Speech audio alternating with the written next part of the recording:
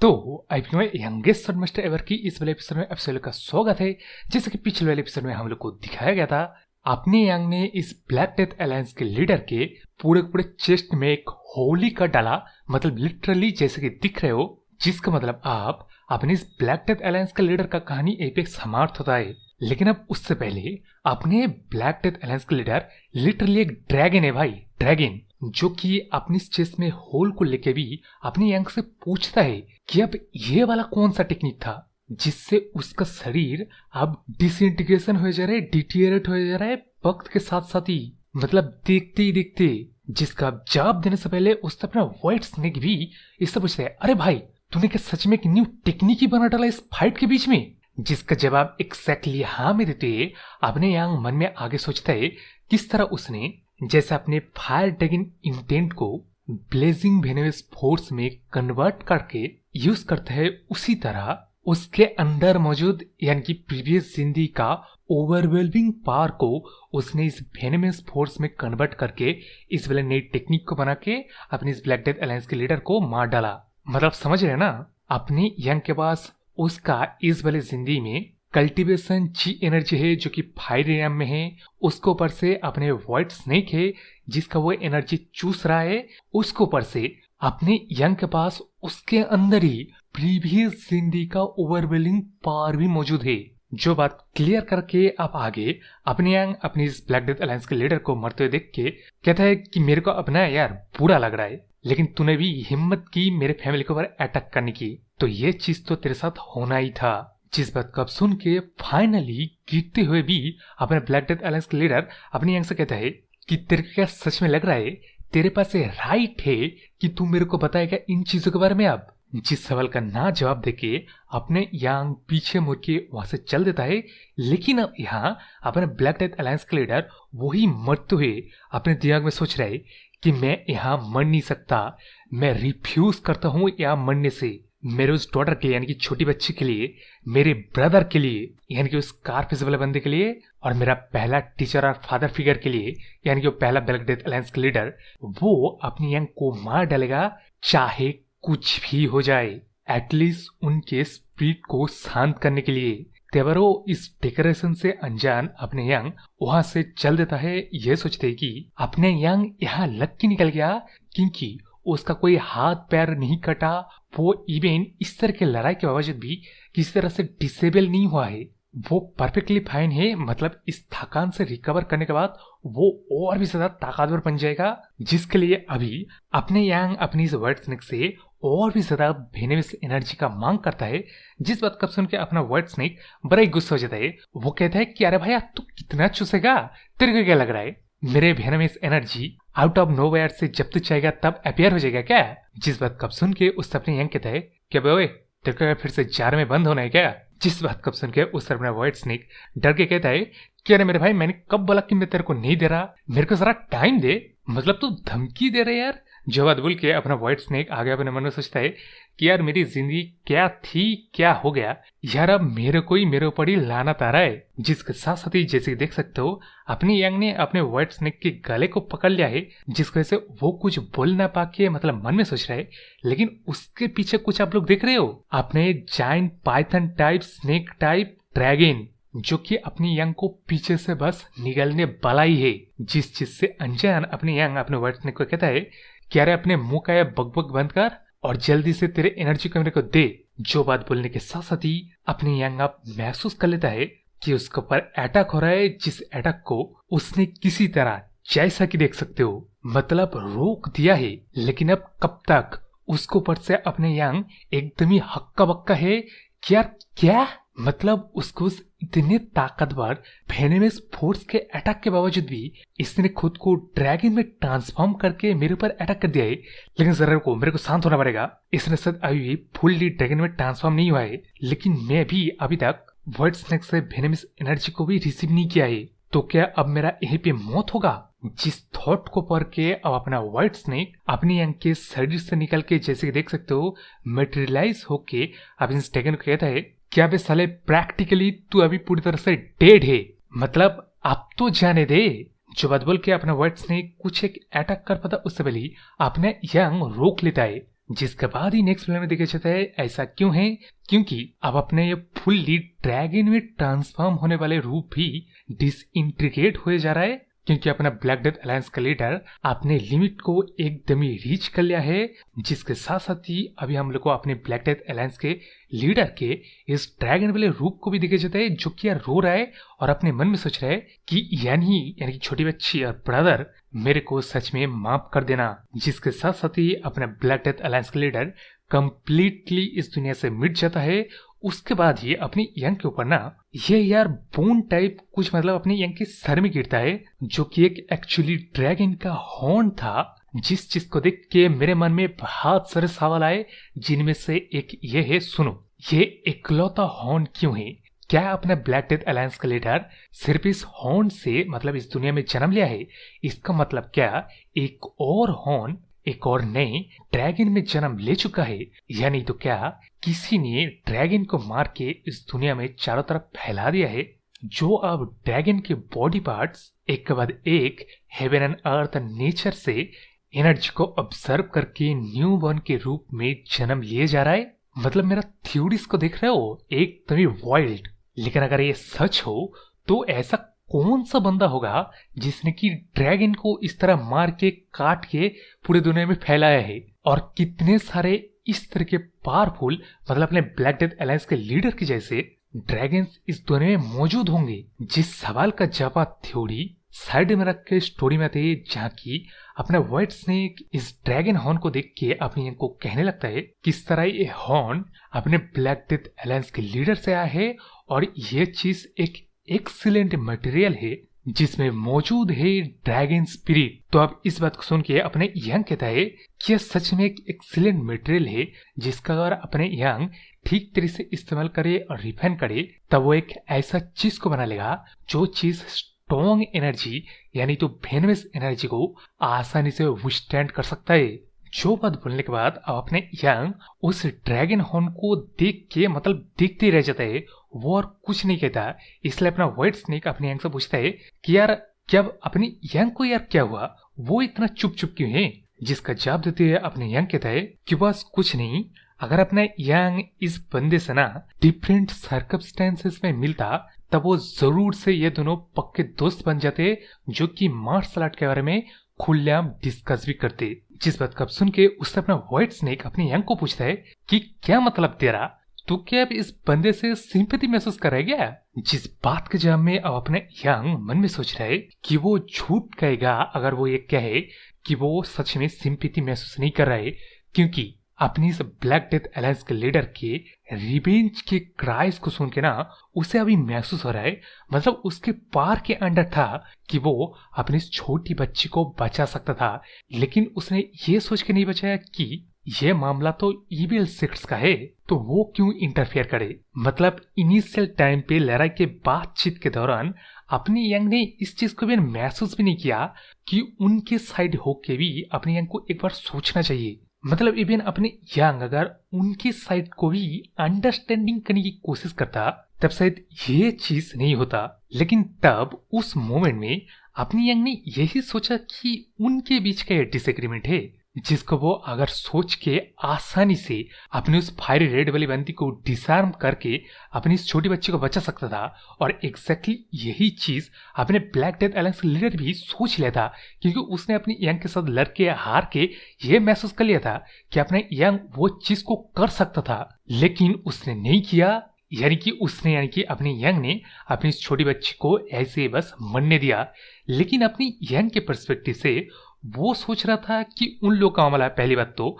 दूसरी बात, अगर अपने यंग चाहे मतलब जब चाहे वो अपनी उस फायरी रेड वाली बंदी को डिसआर्म करके उस छोटी बच्ची को बचा सकता था, लेकिन यही थोड़ा सा एक्शन ना लेने का मोमेंट इतने बड़े कांड में कन्वर्ट हो गया।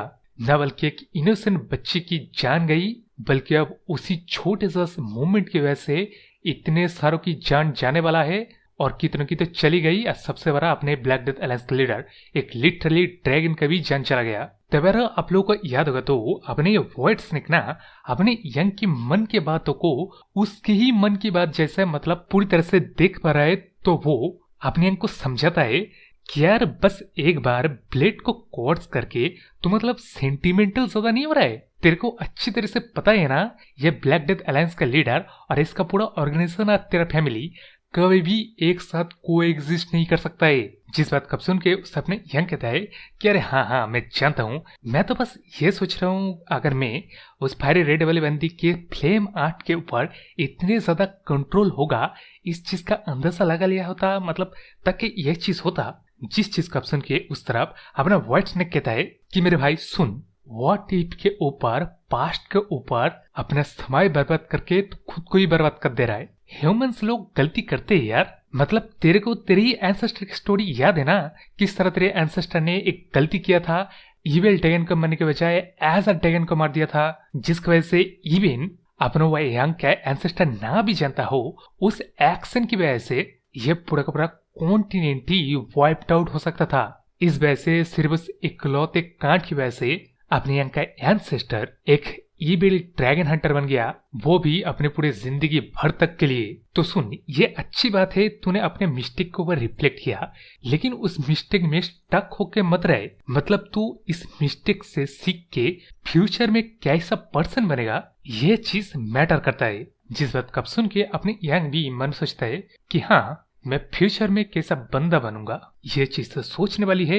लेकिन अभी उस बात को छोड़ के अपने यंग अपने व्हाइट स्नेक से पूछता है कि व्हाइट स्नेक के बच्चे वो लास्ट में तेरा क्या फॉर्म था रे?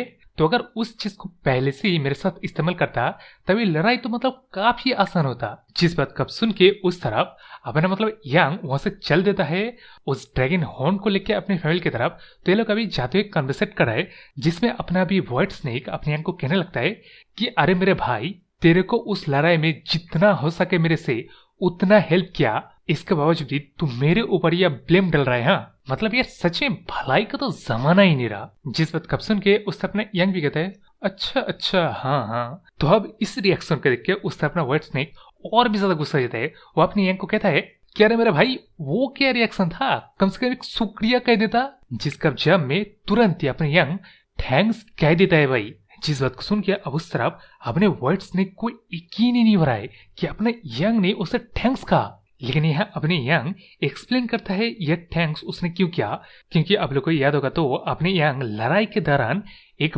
बार खा के बेहोश हो गया था। जिस बेहोशी से उठाने का काम अपनी इस व्हाइट स्नेक ने किया था, जो चीज अपनी यंग को ब्रीफली याद है।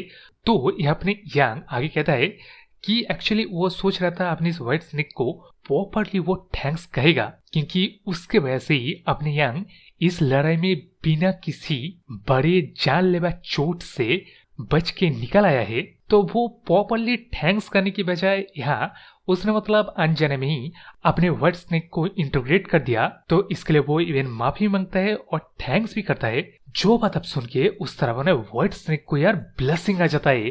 देख रहे हो यार, अभी अपना व्हाइट स्नेक एक लड़की लग रहा है। मतलब ये मेरा सोच है जो कि वंस अगेन एक थ्योरी मेरे दिमाग में पॉप अप हुआ है, जिसको मैं आप लोगों को नहीं बता रहा। और मतलब इस तरह की थ्योरीज वगैरह आप स्टोरी के बीच बीच में सुनना पसंद करते हो क्या नहीं, इस बारे में कमेंट करके बताना। लेकिन उस बात को छोड़ के अपनी स्टोरी में आते हैं, जहाँ की अपना व्हाइट स्नेक मन में सोच रहा है कि उसने सोचा था अपने यंग भी उसकी एंसेस्टर की तरह एकदम ही रिजिड इनफ्लेक्सिबल बंदा है, जो कि जैसे कि देख सकते हो अपने यंग की एंसेस्टर ने इस व्हाइट स्नेक को किस तरह मतलब ट्रीट किया था। उसने तो इवन अपने इस व्हाइट स्नेक को यह भी कह दिया कि अपने व्हाइट स्नेक बस एक टूल है जो कि ड्रैगन और ह्यूमन से फर्क करने के लिए ही सिर्फ मौजूद है। जिस बात कब छोड़ के इस तरह व्हाइट स्नेक कहता है कि यंग मेरे भाई, तू क्या कुछ हीट वगैरह खाने की वजह से सॉफ्ट हो गया है क्या? मतलब इस चीज को मैंने एक्सपेक्ट नहीं किया था। जिस बात कब सुन के उस अपने यंग फिर से वही डायलॉग दे देता है कि अच्छा ऐसा लग रहा है तेरे को सच में ना उस जार में फिर से बंद होना है। तो अब इसके जब में अपना व्हाइट स्नेक भी कहता है कि यार मैं जोक कर रहा था, जोक तू भी नहीं यार। जो बात बोल के अपना व्हाइट स्नेक आगे अपने मन में सोचता है कि अपना यंग एक वर्थ इट बंदा हो सकता है, लेकिन उसे अभी भी अपनी यंग के ऊपर नजर रखना पड़ेगा। तो ये चीज अपने व्हाइट स्नेक ने क्यों सोचा? क्या उस कॉन्टैक्ट में और कुछ कॉन्टैक्ट जोड़ना बाकी है, जो होने के बाद अपने व्हाइट स्नेक सच्ची में अपने यंग का हो जाएगा? या नहीं तो अपने व्हाइट स्नेक कोई एक एज अ ड्रैगन है? मतलब सोच सकते हो, थ्योरीज एंडलेस है, कमेंट करके बताना। तो वहां से सीन सब टके हम लोग को टैंक फैमिली को देखा जाता है, जहाँ की अब अपना टैंक का मदर और वो टकला लड़ाई कर रहे हैं जबरदस्त, जिसमें दोनों ही टक्कर के बंदे नजर आ रहे थे।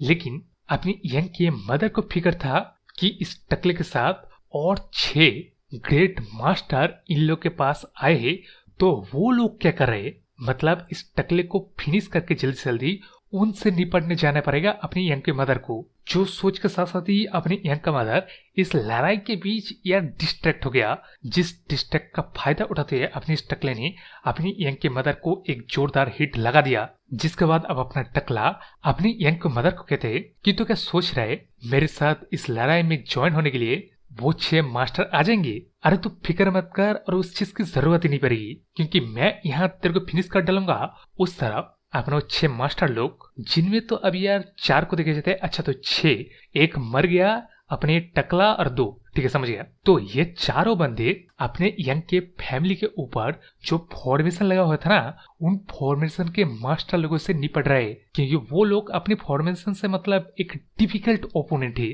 तो ये चीज अभी तेरे को उतना बुरा नहीं लग रहा है ना, तो आगे सुन। क्या है कि वो चारों मास्टर फॉर्मेशन बनाने वाले वो फॉर्मेशन मास्टर को निपट देंगे, जिसके बाद टैंक फैमिली पूरे खुला हो जाएगा। उसके बाद ही हम लोग का जो ट्रूप्स अभी आया है, उसके डबल ट्रूप्स के साथ साथ हमारा एलायंस का लीडर भी यहाँ आने वाला है। तो तेरे टैंक फैमिली आज बर्बाद होके रहेगा। लेकिन उससे पहले मेरे के ऑनर काफी पसंद आएगा अगर मैं तेरे को यानी कि टैंक फैमिली के पिटेज को मार दो ना, तब मेरे को ऑनर और रिवॉर्ड दोनों ही मिलेगा।